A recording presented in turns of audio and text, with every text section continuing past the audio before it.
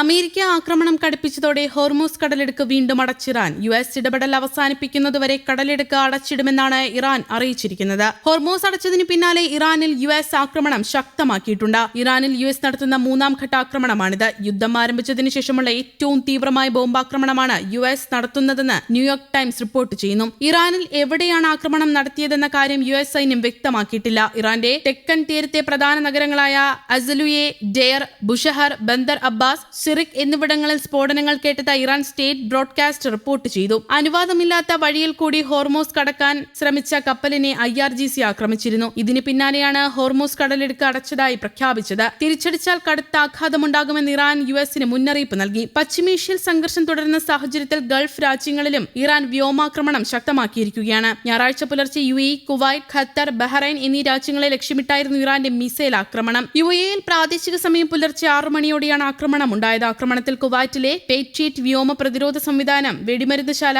US radar കേന്ദ്രം എന്നിവ തകർത്തതായി Iran അവകാശപ്പെടുന്നു. എന്നാൽ തങ്ങളുടെ ആകാശ പരിധിയിൽ എത്തിയ മിസൈലുകളെയും ഡ്രോണുകളെയും വിജയകരമായി പ്രതിരോധിച്ചതായും എവിടെയും നാശനഷ്ടങ്ങളോ ആളപായമോ റിപ്പോർട്ട് ചെയ്തിട്ടില്ലെന്നും ഗൾഫ് രാജ്യങ്ങൾ വ്യക്തമാക്കി. കഴിഞ്ഞ ദിവസം ഇറാനിലെ 140 സൈനിക കേന്ദ്രങ്ങളിൽ അമേരിക്ക നടത്തിയ ആക്രമണത്തിന് തിരിച്ചടിയായാണ് ഗൾഫ് രാജ്യങ്ങളിൽ ഇറാന്റെ ആക്രമണം. ജോർദാനിലെ പ്രിൻസ് ഹസൻ വ്യോമതാവളത്തിൽ ഇറാൻ ആക്രമണം നടത്തിയതായി ദേശീയ മാധ്യമങ്ങൾ റിപ്പോർട്ട് ചെയ്തു. ആശയവിനിമയ സംവിധാനങ്ങൾ വിച്ഛേദിച്ച് സമുദ്ര സുരക്ഷയെ അപകടത്തിലാക്കിക്കൊണ്ട് നീങ്ങിയ കപ്പൽ ആക്രമിക്കുകയും തടയുകയും ചെയ്തെന്ന് IRGC-യുടെ നാവികസേന പ്രസ്താവനയിൽ അറിയിച്ചു. എന്നാൽ ഏതാണ് കപ്പൽ എന്നത് സംബന്ധിച്ച് യാതൊരു വിവരവും ഇറാൻ പുറത്തുവിട്ടിട്ടില്ല. കപ്പൽ മുന്നറിയിപ്പുകൾ അവഗണിച്ചെന്നും പ്രസ്താവനയിൽ പറയുന്നു. ഇറാനെതിരായ ആക്രമണങ്ങൾക്ക് കടുത്ത പ്രത്യാഘാതം നേരിടേണ്ടി വരുമെന്ന് ഇറാൻ അറിയിച്ചു. അതേസമയം ഹോർമൂസ് കടലിടുക്കിലെ കപ്പൽ നീക്കവുമായി ബന്ധപ്പെട്ട് വീണ്ടും സംഘർഷം രൂക്ഷമായ സാഹചര്യത്തിൽ ചർച്ചകൾക്കായി ഇറാൻ വിദേശകാര്യമന്ത്രി അബ്ബാസ് അരാഗ്ചി ഒമാനിലെത്തിയിരുന്നു. ഹോർമൂസിലൂടെ സുരക്ഷിതമായ കപ്പൽ ഗതാഗതം ഉറപ്പാക്കുക എന്നതാണ് അജണ്ട. ഈ ചർച്ച തുടരവെയാണ് ഇപ്പോൾ ഹോർമൂസ് അടച്ചതായി ഇറാൻ പ്രഖ്യാപിച്ചിരിക്കുന്നത്. ഈ ആഴ്ചയുണ്ടായ ആക്രമണ പ്രത്യാക്രമണങ്ങൾ കണക്കിലെടുക്കാതെ US-ഉം ഇറാനും ചർച്ചകൾ തുടരാൻ സമ്മതിച്ചെന്ന് വെള്ളിയാഴ്ച US പ്രസിഡന്റ് ഡൊണാൾഡ് ട്രംപ് അറിയിച്ചിരുന്നു. എന്നാൽ ഹോർമൂസിലെ ബദൽ പാതയിലൂടെ പോയ കപ്പലുകൾക്ക് നേരെ ആക്രമണം ഉണ്ടായതിനാൽ ജൂൺ 17-ന് പ്രാബല്യത്തിലായ വെടിനിർത്തൽ കരാർ അവസാനിച്ചെന്നും ട്രംപ് പറഞ്ഞിരുന്നു. ഇതിനിടെ US vice president JD Vance, വിദേശകാര്യ സെക്രട്ടറി മാർക്കോ റൂബിയോ, ട്രംപിന്റെ പ്രതിനിധികളായ സ്റ്റീവ് വിറ്റ്കോഫ്, ജാരദ് കുഷ്ണർ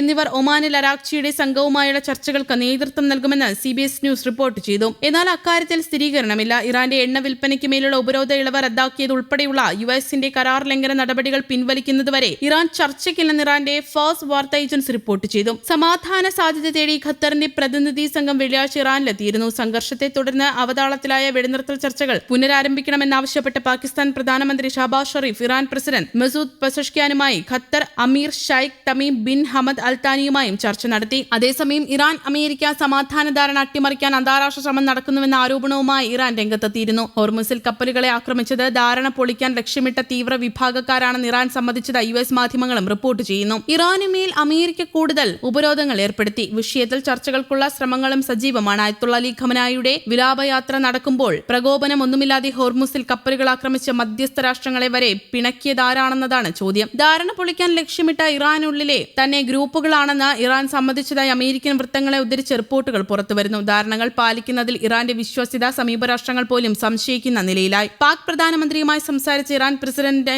ആരോപണം ഉന്നയിക്കുന്നത് ഇസ്രയേലിനും അമേരിക്കയ്ക്കും നേരെയാണ്. ഇറാൻ പ്രസിഡന്റ് മസൂദ് പെസഷ്കിയാൻ തന്റെ സ്വന്തം റിസ്കിൽ എതിർപ്പുകൾ മറികടന്ന് അമേരിക്കയുമായി ഒപ്പിട്ട ധാരണയാണിത് എന്നത് ശ്രദ്ധേയമാണ്. ഇറാൻ പ്രതിരോധത്തിലായതോടെ അമേരിക്ക കടുപ്പിക്കുകയാണ്. യുറേനിയം ശേഖരം കൈമാറിയില്ലെങ്കിൽ ഇറാനുമായി കരാറില്ല എന്ന നിലപാട് സ്വീകരിച്ചിട്ടുമുണ്ട്. മുജ്തബ ഖമനേയിയുടെ ഉൾപ്പെടെ ഫണ്ട് മാനേജർ അലി അൻസാരിക്കും വിവിധ എക്സ്ചേഞ്ച് കമ്പനികൾക്കും ഉപരോധം ഏർപ്പെടുത്തിയിട്ടുണ്ട്. അമേരിക്കൻ പടക്കപ്പലുകൾ ഹോർമൂസിനോട് വീണ്ടും കൂടുതൽ അടുക്കുകയാണ്. News desk, Kerala Kaumudi.